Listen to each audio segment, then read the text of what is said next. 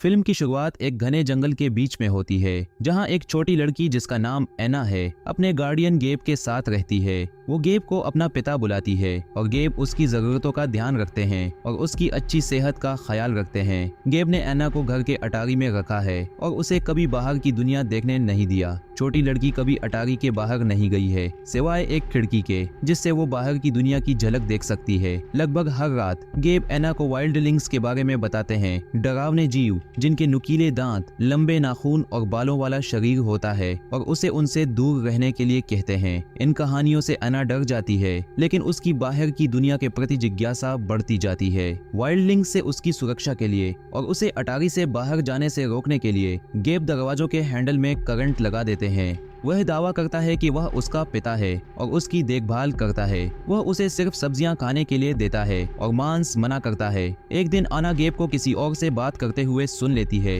और उसकी जिज्ञासा बढ़ जाती है। वह दरवाजे के हैंडल को छूती है और उसे जोरदार बिजली का झटका लगता है, जिससे वो बेहोश हो जाती है। बाद में जब वह जागती है तो गेब उसके पास होता है और समझाता है कि यह बिजली का जाल जंगली जानवरों को बाहर रखने के लिए है। वह बताता है कि वह पृथ्वी की आखिरी जीवित बच्ची है और उसकी रक्षा करना उसका कर्तव्य है। एना गेब से पूछती है कि वह किससे बात कर रहा था, लेकिन वह बात बदल देता है और जोर देता है कि वे ही आखिरी इंसान बचे हैं। एना के जन्मदिन पर गेब उसे केक और एक हैमस्टर गिफ्ट करता है। छोटा जानवर एना का सबसे करीबी दोस्त बन जाता है, लेकिन एक दिन हैमस्टर मर जाता है और गेब उसे मौत का मतलब समझाता है, यह आश्वासन देते हुए कि हैमस्टर अब एक अच्छे स्थान पर है। जैसे जैसे एना बड़ी होती है, उसे जंगल में वाइल्डलिंग्स के बुरे सपने आने लगते हैं। जब वह किशोरावस्था में पहुंचती है और उसका मासिक धर्म शुरू होता है, तो गेब उसके बिस्तर पर खून के धब्बे पाता है। चिंतित होकर वह उसे लुप्रोलाइड देता है, जो उसकी बढ़त को धीमा कर देता है और समय के साथ उसकी सेहत को बिगाड़ देता है। उसकी बीमारी का इलाज बताकर यह दवा सालों तक चलती है और एना को इससे दर्द और असुविधा महसूस होने लगती है। इसे और सहन न कर पाने पर वह गेब से कहती है कि उसे भी उसके हैमस्टर की तरह अच्छे स्थान पर भेज दे। यह सुनकर गेब गिल्ट से भर जाता है, क्योंकि वह छोटी लड़की को जन्म से ही परेशान कर रहा था। इसीलिए वह बंदूक निकालता है और खुद को खत्म कर देता है। अगले सीन में अना एक अस्पताल में जगती है और खुद को अजनबी चेहरों से घिरा हुआ पाती है, जिससे वह घबरा जाती है। वह तुरंत अपने कमरे से भाग जाती है और खुद को छत पर पाती है, जहां वह पहली बार सूरज की गर्मी महसूस करती है। हालांकि कुछ ऑफिसर उसे वापस अस्पताल के कमरे में ले आते हैं और उसे बिस्तर से बांध देते हैं। शेरिफ एलन उसे शांत करने में मदद करती है और उसकी असली पहचान के बारे में जानने की कोशिश करती है। डॉक्टर बताते हैं कि अन्ना को लुप्रोलाइड नाम की दवा का ओवरडोज दिया गया है, जो उसकी मैच्योरिटी और वृद्धि को रोकती है। यह सुनकर शेरिफ एलन उसे बंधनों से मुक्त करती है और टेम्पररी कस्टडी में ले लेती है। उसे किसी अनाथालय में भेजने की बजाय वह उसे अपने घर ले जाने का फैसला करती है, जहां वह अपने भाई रे के साथ रहती है। शेरिफ उसके डीएनए परीक्षण के नतीजों का इंतजार करते हुए उसकी देखभाल करने को तैयार हो जाती है, ताकि यह पता चले कि गेब उसका बायोलॉजिकल पिता है या नहीं। यहाँ हमें पता चलता है कि गेब मरा नहीं है, बल्कि अस्पताल के दूसरे कमरे में उसका इलाज चल रहा है। आगे बढ़ते हुए एना अपनी नई जिंदगी में बसने लगती है और रे के साथ एक करीबी रिश्ता बना लेती है। रे उसे रिप्रोडक्शन के बारे में सिखाता है, क्योंकि पहले एना को यह गलत फहमी थी कि बच्चे कैसे बनते हैं। जब वह प्यूबर्टी में प्रवेश करती है तो उसे अपनी असाधारण सुनने की क्षमता का पता चलता है और उसे नॉर्दर्न लाइट्स जंगल में वाइल्डलिंग्स के विजन्स आने लगते हैं। अन्ना रे के साथ स्कूल भी जाती है, जहाँ वो पहली बार अपनी उम्र की लड़कियों से मिलती है। क्यूरियोसिटी में एना लाइब्रेरी जाती है ताकि नॉर्दर्न लाइट्स और वाइल्डलिंग्स के बारे में और जान सके। एलेन की देखभाल में एना अब प्रकृति को खोजने और बाहर समय बिताने की आजादी का आनंद लेती है। एक दिन जब वह स्कूल से लौट रही होती है तो वो एक हरण को देखती है और उसका पीछा करने लगती है।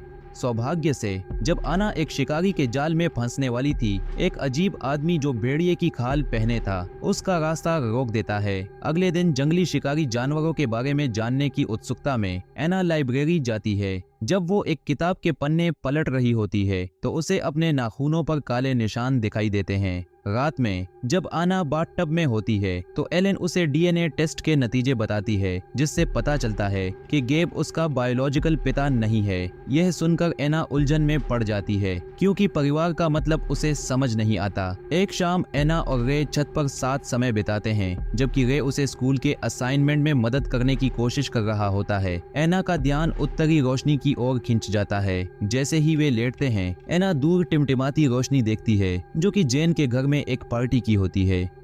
एना कहती है कि जेन उसकी दोस्त है और वे दोनों पार्टी में जाने का फैसला करते हैं। ये पहली बार है जब वह इतने लोगों के बीच जा रही है, लेकिन एक ड्रिंक पीने के बाद एना को चक्कर आने लगते हैं। पार्टी के दौरान रे और एना का एक छोटा सा रोमांटिक पल होता है, जो उनके क्लासमेट लॉरेंस का ध्यान खींचता है। दुर्भाग्यवश उनका किस अचानक रुक जाता है जब एना के मुंह से खून आने लगता है। वह बाथरूम में दौड़ती है और पाती है कि उसके कुछ दांत गिर रहे हैं। घबराई हुई एना खिड़की से भाग जाती है और जंगल में दौड़ने लगती है। अचानक उसे पीछे से एक जंगली जानवर की तरह कोई हमला करता है। सेल्फ डिफेंस में एना लड़ती है और काट लेती है। फिर उसे पता चलता है कि वह लॉरेंस है। वह उसे बचाने की कोशिश करती है, लेकिन तब तक बहुत देर हो चुकी होती है। बेचारा लड़का अधिक खून बहने की वजह से मर जाता है। परेशान होकर एना भाग जाती है और अपनी पहचान के बारे में जवाब पाने के लिए गेब के घर लौटती है। सुकून की तलाश में वह अटारी में जाती है और अपने पुराने कमरे में प्रवेश करती है। फिर वह खुद को साफ करती है और तुरंत शहर की ओर निकल जाती है। जब वह घर पहुंचती है तो एलेन उससे पूछती है कि वह कहाँ थी, लेकिन एना कुछ नहीं बताती और चुप रहती है। तभी ऑफिसर रॉजर वहां पहुंचता है और बताता है कि लॉरेंस गायब हो गया है। वह एना से पूछताछ करने की कोशिश करता है कि क्या उसे कुछ पता है, लेकिन एलेन उसे मना कर देती है और भगा देती है। बाद में एलेन एना से जानकारी निकालने की कोशिश करती है, लेकिन एना कुछ नहीं बताती और अपने विचार और अनुभव अपने तक ही रखती है।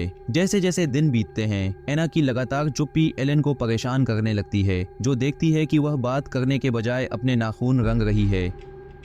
उस शाम रे कमरे में आता है ताकि एना की परेशानी को समझ सके और एलेन को भरोसा दिलाता है कि वह इसे संभाल लेगा, लेकिन रे की पूरी कोशिश के बावजूद एना चुप रहती है। फिर रे उसके मुंह की जांच करता है और पता चलता है कि उसके दांत गिर रहे हैं। घबराकर वह तुरंत बाहर जाकर एलेन को बताता है, जिससे एना को भागने का मौका मिल जाता है। वह जंगल में भाग जाती है, जहाँ उसे सबसे सुरक्षित और शांत महसूस होता है। वो हैरान होती है कि उसे फिर से वुल्फमैन मिलता है, जो उसकी भूख देखकर उसे खाने को कुछ देता है। फिर वह उसके नाखून और दांत देखता है और सोचता है कि शायद वह वाइल्डलिंग हो सकती है, एक समूह जिसे 16 साल पहले खत्म कर दिया गया था। वुल्फमैन यह भी बताता है कि उसकी मां का शरीर अभी भी गुफा के अंदर है। अपनी मां की पहचान के बारे में जानने के मौके से उत्साहित होकर एना वुल्फमैन के साथ पास की गुफा में जाती है।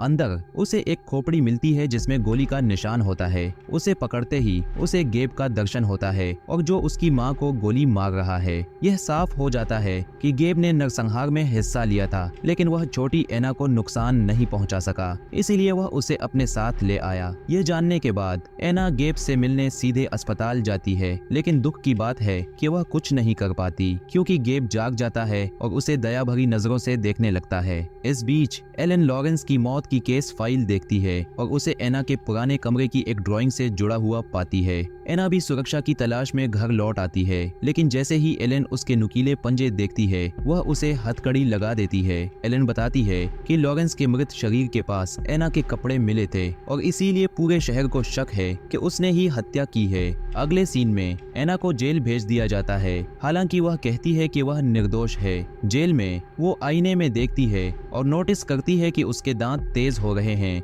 जैसे उस खोपड़ी के जो उसने पाई थी। उस रात गेब एना से मिलने आता है और कहता है कि उसे जीवित छोड़ना उसकी सबसे बड़ी गलती थी। वह एना को एक सिरिंज देता है और कहता है कि इसे खुद में इंजेक्ट कर ले, इससे उसे बेहतर जिंदगी मिल सकती है। लेकिन एना, जो अब खुद को वाइल्डलिंग मान चुकी है, इंजेक्शन लेने से मना कर देती है। गेब भावुक होकर उसे सेल में छोड़कर चला जाता है। अगले दिन एलेन एना को चेक करने आती है, जो बिस्तर के नीचे छिपकर सो रही होती है। एलेन सेल खोलती है, लेकिन एना अचानक से उस पर हमला कर देती है। वो पुलिस वालों को, जिनमें एलेन भी शामिल होती है, लॉक कर देती है और भाग जाती है। बाहर निकलते ही उसे संयोग से रे अपनी कार में मिलता है एना उससे मदद मांगती है और कहती है कि उसे नॉर्दर्न लाइट्स ले चले, जहां वह पैदा हुई थी। रास्ते में एना बताती है कि वह एक वाइल्डलिंग है। बाद में रे जंगल में कार रोकता है और एना अकेले आगे बढ़ने का फैसला करती है, लेकिन रे उसकी भलाई के लिए चिंतित रहता है और उसका पीछा करता है। अंधेरे में एना पास की झील में तैरती है और गीली हो जाती है। रे, जो डरता है कि उसे ठंड लग जाएगी, आग जलाता है ताकि एना अपने कपड़े सुखा सके। जब एना अपने कपड़े उतारती है, रे उसके पीठ पर बाल उगते देखता है और डर जाता है, लेकिन एना उसे आश्वस्त करती है कि वह सुरक्षित है और उसे कोई नुकसान नहीं पहुंचाएगी। फिर सीन रॉजर और गेब पर शिफ्ट होता है, जो एना के भागने की चर्चा कर रहे होते हैं। काफी सोचने के बाद वे एना को पकड़ने के लिए शिकारियों का एक ग्रुप संगठित करने का फैसला करते हैं। अगले सीन में हम देखते हैं कि एना और रे पीछा करते हुए कुत्तों से बचने के लिए जंगल में भाग रहे हैं। दुर्भाग्य से शिकारी भी उसी समय पहुंच जाते हैं और रे के कंधे में गोली मार देते हैं। भागने के रास्ते की तलाश में एना रे को एक चट्टान पर ले जाती है। उसे बचाने के लिए वह उसे पानी में धक्का देती है और खुद भी कूद जाती है। इसके बाद एना शिकारियों को अलग दिशा में ले जाती है और रे को उल्टी दिशा में भागने के लिए कहती है। एना फिर उसी गुफा में जाती है जहां उसने अपनी मां के अवशेष पाए थे।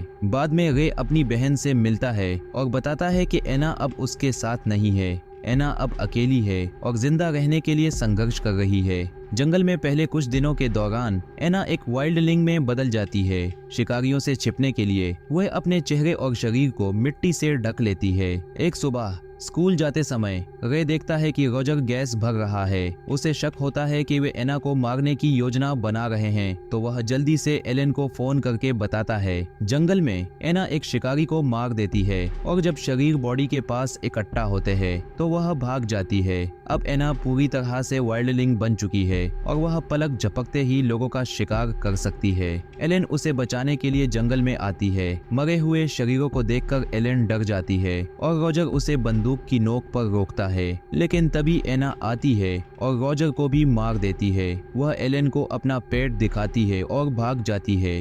अगले सीन में शिकारी जंगल में आग लगा देते हैं, जिससे एना का गुस्सा और बढ़ जाता है। वह आग को अपने घर को जलाते हुए देखती है और महसूस करती है कि उसे गर्मी से बचने का रास्ता खोजना होगा। प्रेग्नेंट होने के कारण उसकी ताकत सीमित है, लेकिन वह शरण की तलाश में इधर उधर दौड़ती है। आखिरकार वह एक परिचित गुफा में पहुंचती है, जो उस गुफा के जैसी होती है जहां उसे पाया गया था। लेकिन उसकी निराशा के लिए गेब उसे ढूंढ लेता है और उसे एक ट्रैंक्विलाइजर से बेहोश कर देता है। गोली एना को कमजोर कर देती है और वह जमीन पर गिर जाती है। गेब फिर उसके पास आता है और उसके जीवन संकेतों की जांच करता है। उसकी मां की यादों में खो जाता है। वह बच्चे को निकालने के लिए सिजेरियन करता है, लेकिन एना अपनी ताकत वापस पा लेती है और गेब की गर्दन पर घातक काट लेती है, जिससे उसकी मौत हो जाती है। इसके बाद वह गुस्से से चिल्लाती है और फिर से जमीन पर गिर जाती है। होश में आने पर एना पाती है कि वुल्फमैन उसके घावों को सिल रहा है। अगले दिन एना की खोज करते समय एलेन और रे उसे दूर से देख लेते हैं और उसे जंगल में भाग जाने देते हैं। दोनों मानते हैं कि उसे जाने देना ही उसके लिए सबसे अच्छा है। अंत में एना नॉर्दर्न लाइट्स पहुंचती है, जो उसका अंतिम लक्ष्य था। अपने नवजात बच्चे को गोद में लेकर वह सुंदर आकाश को देखती है और अपने जीवन में शांति और संतोष महसूस करती है। फिल्म का अंत एना के एक वाइल्डलिंग की पुकार सुनने के साथ होता है, जिससे पता चलता है कि उनकी प्रजाति अभी भी जीवित है।